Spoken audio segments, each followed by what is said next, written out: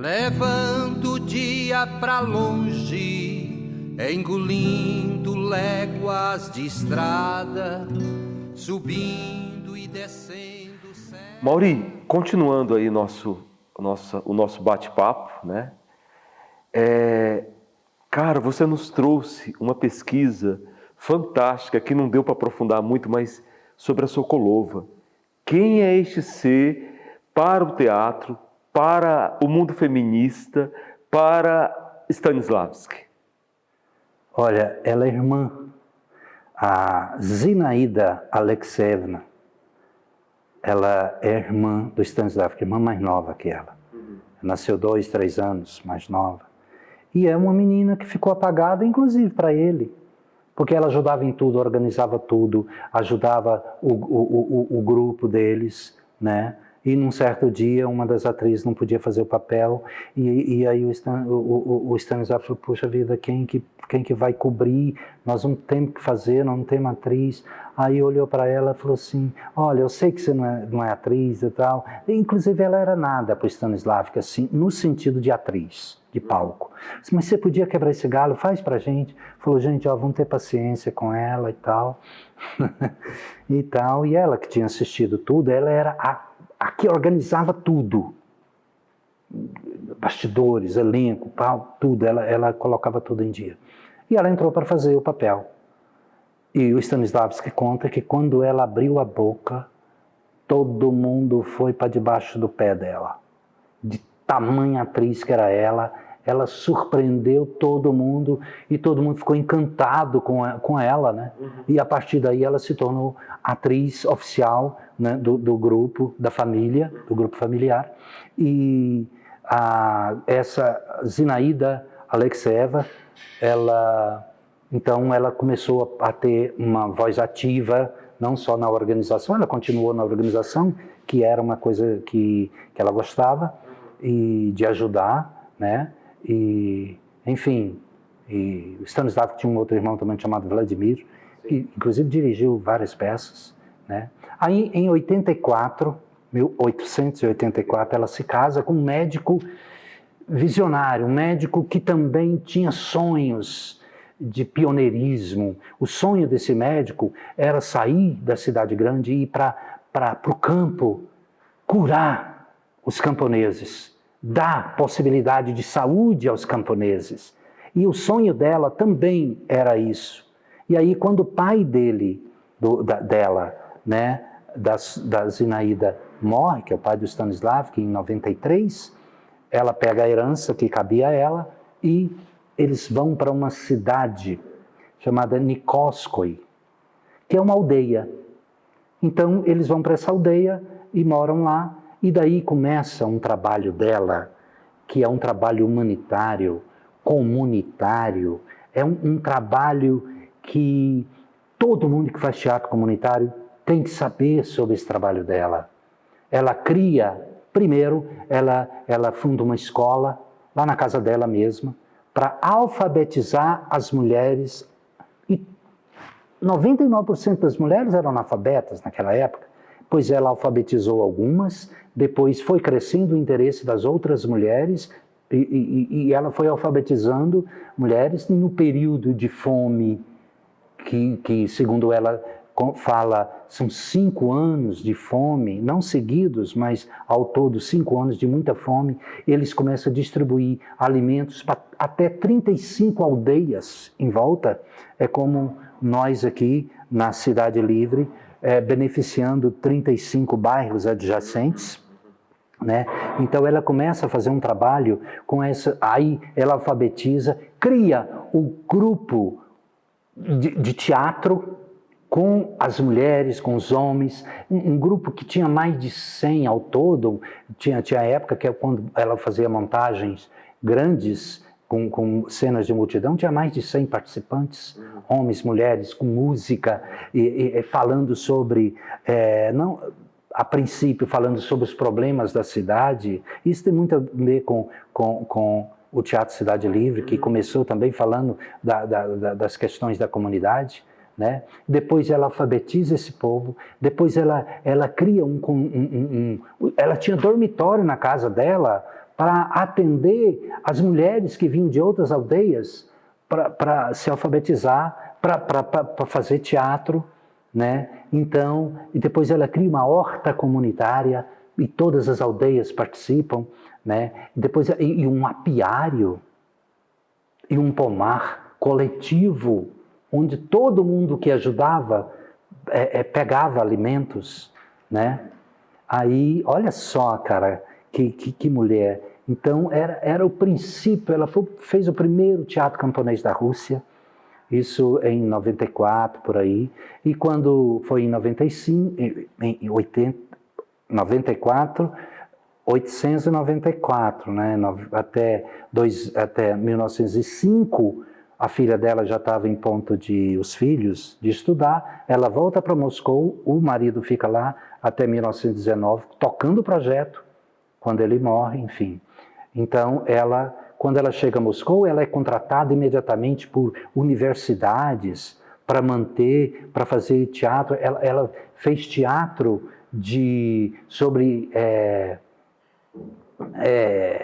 sanitário, ela fez teatro do Ministério da Saúde muito tempo, né, ensinando as pessoas essa parte sanitária.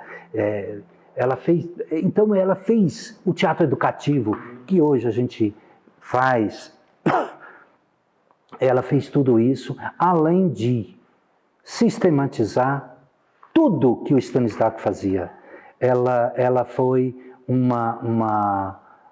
a mão direita do Stanislavski no sentido de sistematização do sistema de Stanislavski, em todos os sentidos, de organizar. Ela participou dessa sistematização. Depois, quando Stanislavski criou o estúdio de 1918, que era um estúdio chamado Estúdio Bolshoi, né, do grupo Bolshoi, do Teatro Bolshoi, ela foi professora. Depois ela levava também um curso particular dela, com um monte de atores e atrizes, e eram tão bons, ela ensinava tudo.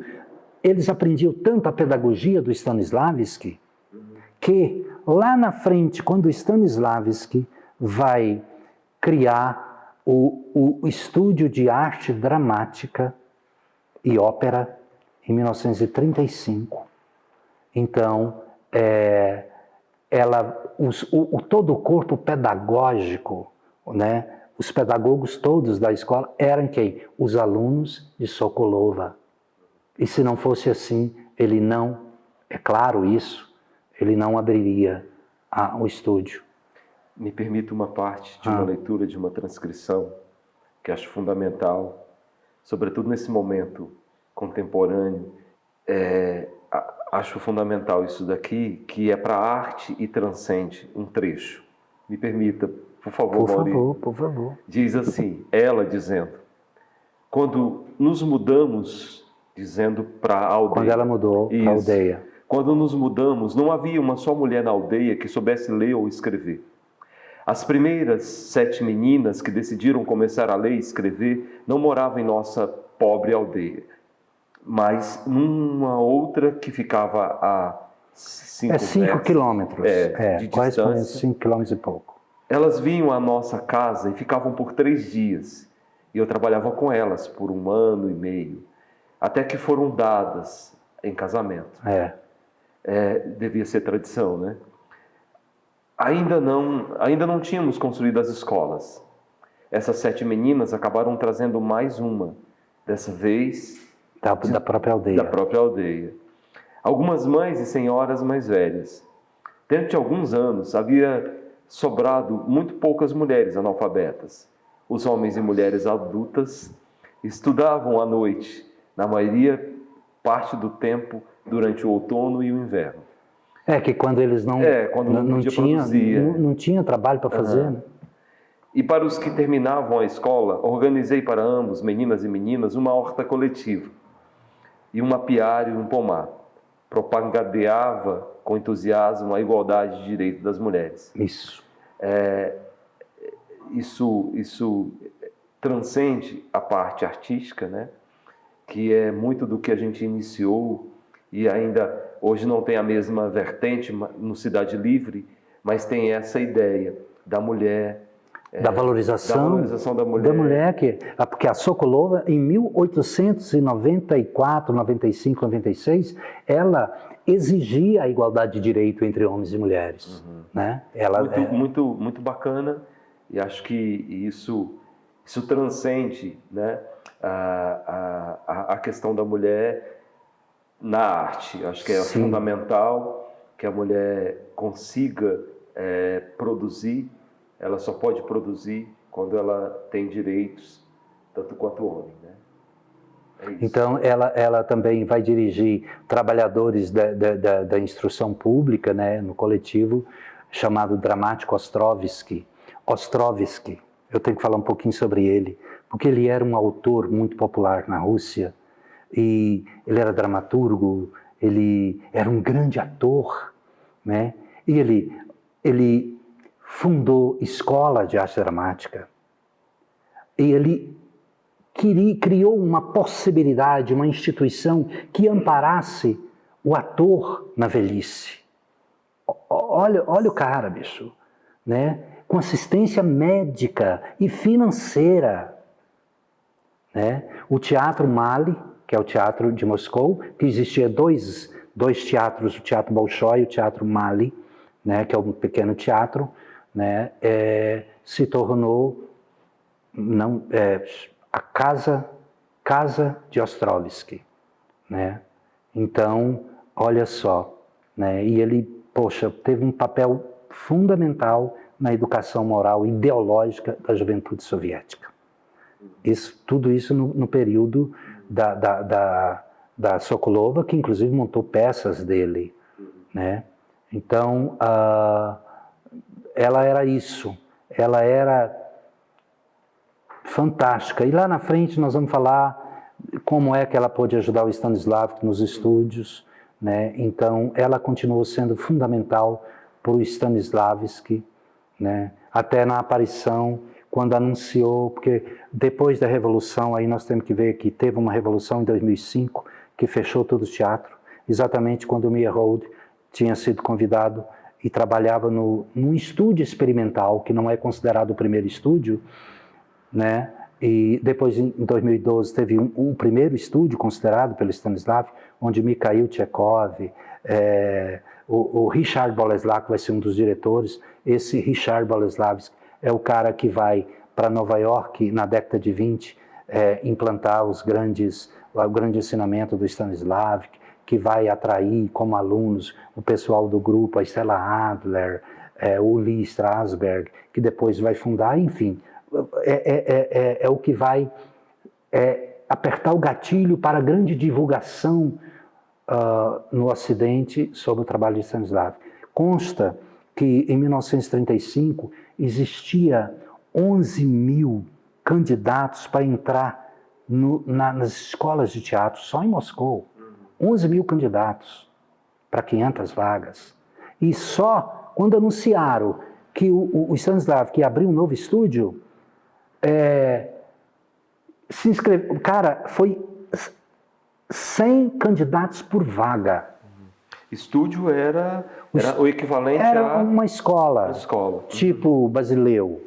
Entendeu? Porque, a princípio, o Máximo Gorky, porque aí veio a Revolução de 1917, que Meyerhold ganhou força, porque se engajou no Partido Comunista.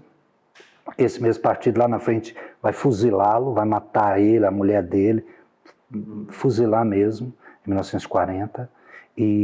Então, aí o Ministério da Cultura isolou Stanislavski, né? Então, na década de 30, Stanislavski estava muito mal. E aí o Máximo Gorky, que é um grande escritor, que trabalhava no Comitê Central, que correspondia à Presidência da República, né? Junto lá, ele um dos braços direitos, chegou para o Stanislavski e falou assim: cara, você está na pior, vamos fazer o seguinte, vou te tirar da responsabilidade do Ministério da Cultura e vou te passar para o Comitê Central. E ele fez isso. E aí falou, elabora um plano para uma academia. curso superior de teatro, né? Propôs para o Stanislavski. E o Stanislavski, então, junto com a Sokolova, que fez todo o planejamento, toda a parte burocrática, toda a sistematização e tal, ela fez, e entregaram para o Comitê Central, que ficou um ano aí em silêncio, ninguém falava nada. E a Sokolova, que o braço direito, um dos mandões lá do comitê, a filha dele estudava com a Sokolova. Então, ela, através da filha, foi lá no cara e falou assim, olha, eu acho que a academia superior é demais. Tá além da possibilidade pedagógica lá do Teatro e Arte Moscou. Mas vamos criar o estúdio. O estúdio é menor, é como se fosse um curso médio, um brasileiro, né? Uma referência aqui de Goiânia. Um curso técnico, né? Um curso técnico, né? Então, foi aí que, poxa, era um curso técnico de ópera e arte dramática, separados. Tinha a ópera e tinha a arte dramática. Só para a arte dramática tinham 36 pedagogos. E aí o Stanislavski passou a dar aula para os pedagogos e os pedagogos dar aula que ele, de vez em quando, ele fiscalizava tal, para ver se estava tudo certinho, mas já estava, porque todo o pessoal da Sokolova sabia todo o sistema do Stanislavski, né? Então vai acontecer isso. E aí, imediatamente, é aceito o estúdio. E aí eles começam o trabalho. É aí, e somente aí, que a ação vai ser o foco central de todo o sistema do Stanislavski. Muita gente confunde esse estúdio de ópera e arte dramática com o estúdio Bolshoi, né? Que não é. Até então, nada. Quando o Stanislavski, por exemplo, ele adoece, que ele vai para um balneário medicinal, o grupo vai montar uma peça e aí o Stanislavski começa a fazer todo lá, em tratamento, fazer toda a partitura que ele fazia. Depois a gente vai explicar o que é essa coisa da partitura para o trabalho do Stanislavski. O Stanislavski vai dar aula para os professores e os professores dão aula para os alunos, né? E é aí que ele vai colocar a ação como o centro do seu sistema. E só aí, né? Não no estúdio de ópera lá do Bolshoi, que todo mundo confunde, achando que análise ativa e ação cênica, ação física é daquela. Não, é só aí a partir desse estúdio final, dos últimos 3 anos da vida do Stanislavski. E lá, possivelmente, por ter um princípio de escola, né, pedagogicamente, a coisa foi construída, né? Tudo foi arquitetado pedagogicamente até chegar a gente aí. Por Zinaida Sokolova. Sim. Ela era... era pedagoga. Que era pedagoga, né? E o Stanislavski também era um pedagogo. Sim. Mas a Sokolova, ela sabia dessa coisa de sistematizar cursos. Então, ela foi professora universitária, diretora universitária, trabalho comunitário, né? Montando espetáculos educativos sobre várias áreas, né? Então, o Stanislavski, nesse meio termo, então tem, em 1938, engraçado, 3 meses antes da morte dele, ele reúne todos os pedagogos e diz o seguinte: olha, gente, eu trouxe até aqui. A partir de agora é com vocês. Vocês me conhecem, vocês continuem meu trabalho e vamos ver o que dá. E em agosto de 38, 7, se não me engano, 7 ou 14, ele morre. E aí, o cara que é eleito diretor, não me lembro o nome dele agora, ele tinha uma divergência com Maria Knebel, que era uma grande atriz e pedagoga. Ele demite ela, Maria Knebel, que foi atriz do Stanislavski a vida inteira. E E aí ele vai desenvolver o método das ações físicas, como sendo do Stanislavski, e ela vai desenvolver o que se chama de análise ativa, que é um procedimento que depois, quando a gente for falar do Stanislavski diretor, a gente vai falar o que procedimento é esse, né? E depois tem uma gaúcha também que fez, não me lembro se é doutorado ou mestrado, também que vai falar sobre análise ativa, né? Então, sobre o Stanislavski, o trabalho do Stanislavski, nós temos aí tem dezenas de livros, mas traduzido para o português, talvez tenhamos 20 e poucos, dos quais eu tenho 19, né? E são todos livros absolutamente fantásticos sobre o trabalho todo do Stanislavski. Até fiz um cordel sobre, né, o primeiro livro dele, o trabalho do ator sobre si mesmo, que é o primeiro livro, Preparação do Ator, né? Enfim. Se me permite uma parte, Mauri, de formação, eu sou da física e tem uma passagem que para mim é muito e cabe, sobre Newton. Newton, numa entrevista, Isaac Newton, numa entrevista ele dizia assim: se enxerguei mais longe, foi porque me apoiei sobre ombros de gigantes. Esse trecho é Stanislavski. Não existiria Stanislavski se ele não tivesse grandes gigantes como a Sokolova e tantos outros que ele bebeu para que ele pudesse construir e nos deixar esse legado para a formação, esses verdadeiros manuais, né? Essas verdadeiras bíblias para a formação do ator. E o mais interessante, o Stanislavski, ele pegava o ator do ponto de vista corporal, intelectual e espiritual.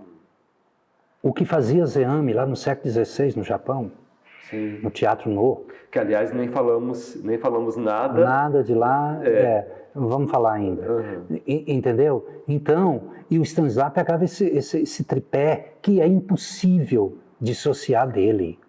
O Stanislavski, ele trabalhou muito a yoga em seus personagens, ou seja, ele trabalhou o oriental dentro do teatro ocidental, né? Ele também fez teatro essencial a partir do momento em que ele conheceu Gordon Craig, né? Ele montou uma peça, aliás, até antes disso, ele fez uma peça essencialíssima, que foi Um Mês no Campo, onde ele botou um banco, né? Ele trabalhou a questão da psicologia, ele trabalhou a questão oriental a partir do ensinamento do circo, né? Então, o Stanislavski, ele era um estudioso. Então, dizer que o Stanislavski é apenas memória emotiva é uma injustiça absurda. Fosse isso, Brecht não diria no Pequeno Organon, que é um documento que ele vai fazer, que todo ator tinha que estudar, não ler, estudar Stanislavski. E o Grotowski não iria pegar um livro chamado Stanislavski Ensaia e dizer: esse livro é o meu livro de cabeceira e deve ser, sugiro que seja o livro de cabeceira de todos os atores, todas as pessoas envolvidas com o teatro. Um livro escrito por um aluno do Stanislavski, que eu vou falar sobre ele daqui a pouco, que é o Vassily Tolpokov.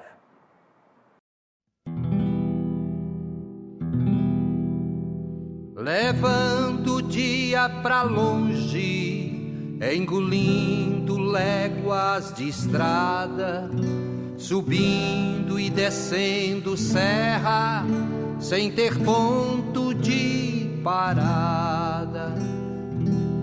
Subindo e descendo serra, sem ter ponto de parada. Sou andarilho, sou